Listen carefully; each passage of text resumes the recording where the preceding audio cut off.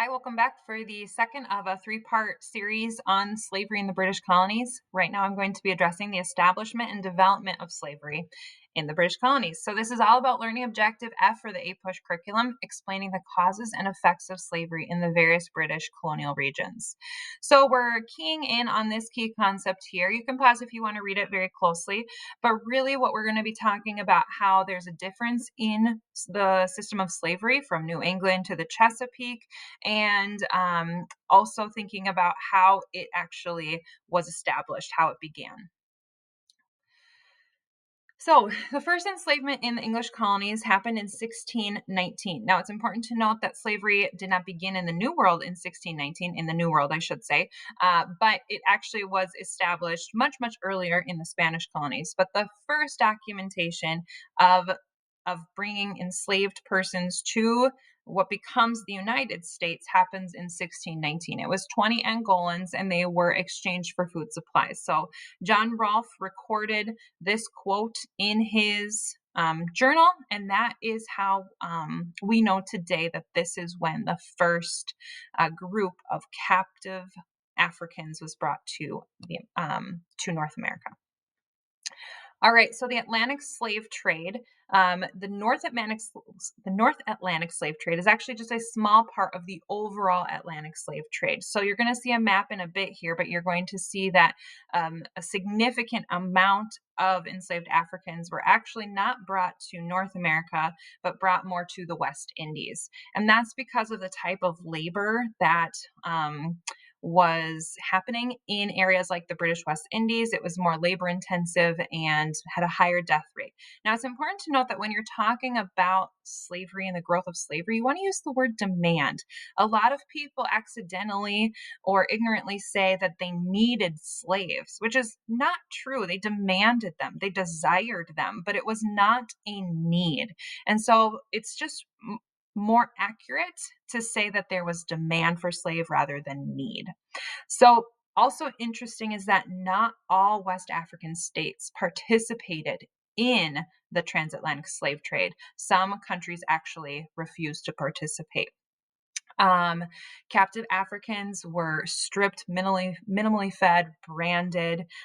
They were dehumanized from the very beginning. So for a lot of people, they don't say that slavery began when they reached the North America, but rather that it began the moment that they were captured in Africa. And many Africans who participated in the trade actually had no idea what slavery was like. So I'm going to read you a quote here from Polly Murray. If you don't know who Polly Murray is, I really encourage you to look her up. But she has a book where she wrote Song in a Weary Throat. And during her life, she traveled to Africa, where she actually visited this Elmina Castle in Ghana and heard from an African what he knew about the slave trade. So let me tell you what she wrote. Tropical Africans for whom American slavery is little more than a legend or a political weapon would hardly understand the shock I felt listening to a local chief tell how his great grandfather used to catch and sell slaves, and how his grandfather often wondered what happened to those he sold. I was too numb to tell this chief that I am only 2 generations removed from slavery, that my own grandmother was born a slave, and that I had seen the scars on her personality. These experiences have left me deeply shaken, perhaps as much by the casual manner in which the facts of the slave trade are related, without embarrassment or feeling, as by the facts themselves. I have profound new respect for those unknown African forebears who survived the horror of that ordeal. So this was happening in the late 1900s, probably around 1960, 70. I don't know the exact date, but even at that point, descendants of people who participated in the African slave trade really didn't understand what their grandfather had participated in. And so that's just an interesting thing to note with the African slave trade. So the Middle Passage is what is called for the journey from Africa to their destination in the Americas. And so it's the transit of enslaved persons from Africa to the Americas, very closely packed, up to 400 on a ship. You can see there in the image in the top corner how they were how they were packed in, trying to fit as many people as possible. Another interesting thing to note is that this image that you see above was based on a reform, and so it was something where um, European governments determined that this was the more humane way to transport Africans to the Americas. So prior to this image, there was just no restrictions, no regulations, and um, the amount of casualties on the voyage were immense. As you can see there, 25% dying in voyage. Also really important to note is that there were significant resistance efforts on the ships themselves. And so there were punishments for those, which you can see in another image there in the top right. You can see mutinies, but there were other types of resistance efforts too, really attempts to regain their humanity, to regain the agency that they lost as soon as they were captured. And so efforts to like starving themselves, jumping overboard, self-harm, some women tried to complete abortions. All of these things happened to try to take back their agency. So I have again here's an image for you of the origins and destinations of enslaved Africans. So as you can see, only 4% directly came to British North America. 42% went to the British West Indies, and from the British West Indies, some then were transported to British North America from there. All right, here is another quote. I was soon put down under the decks, and there I received such a salutation in my nostrils as I had never experienced in my life, so that with the loathsomeness of the stench and crying together, I became so sick and low that I was not able to eat, nor had the least desire to taste anything. I now wished for the last friend death to relieve me. But soon, to my grief, two of the white men offered me eatables, and upon my refusal, one of them held me fast by the hands and laid me across, I think, the windlass and tied my feet, while the other flogged me severely. So here's just um, uh, a recollection of what that middle passage was like. Okay, and additionally, I highly want to recommend this book, Slavery at Sea. It is extremely well done. The work is unprecedented. The sources that were found that uncovered the information, uncovered the sources, it was just incredible. And so I highly recommend taking a look at this if you want to know more. But here's just a couple quotes from this work.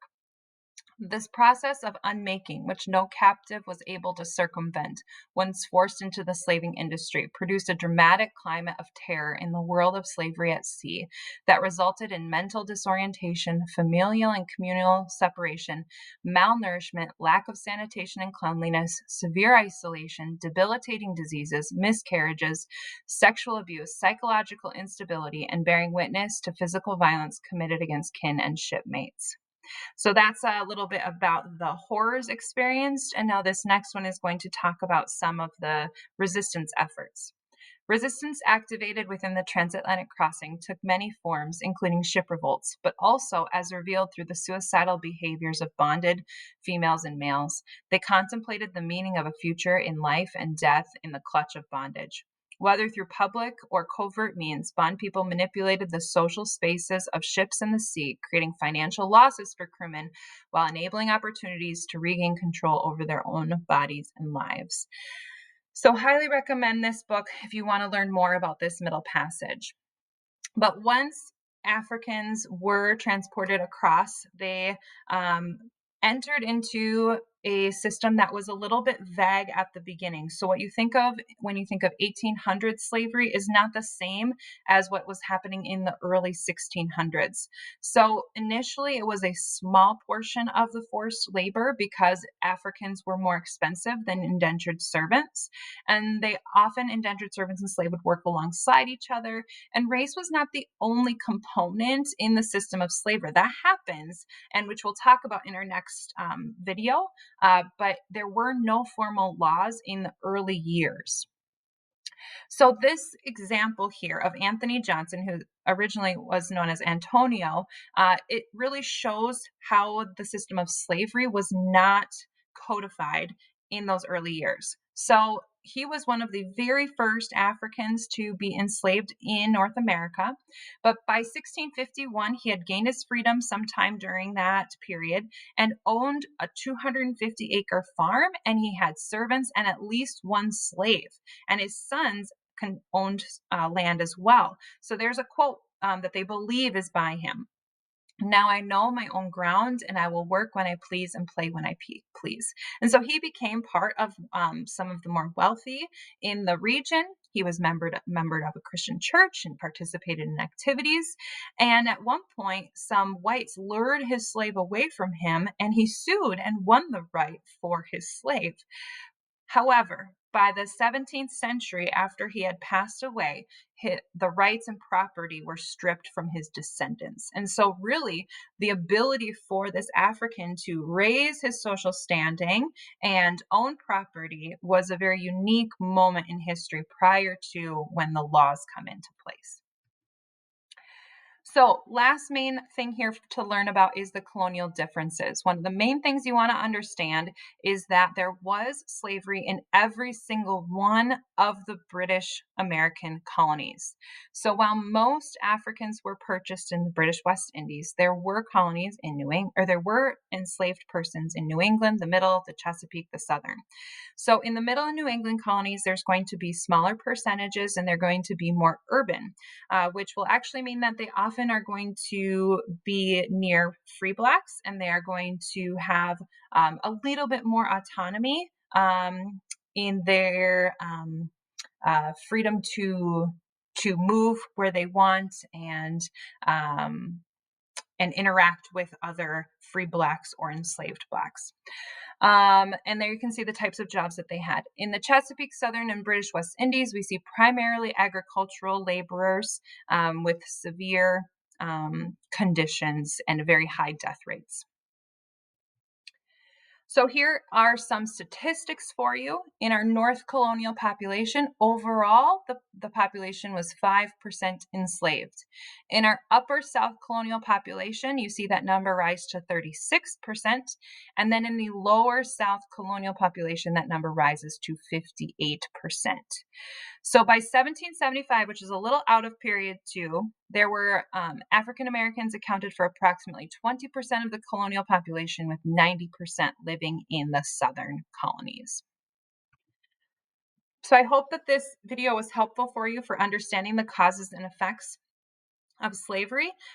Lesson 2.6c is coming next, and that will address the resistance efforts that occurred, such as the Stono Rebellion, and how laws were formalized after those rebellions. So I hope that this was helpful for you. If so, please like and subscribe.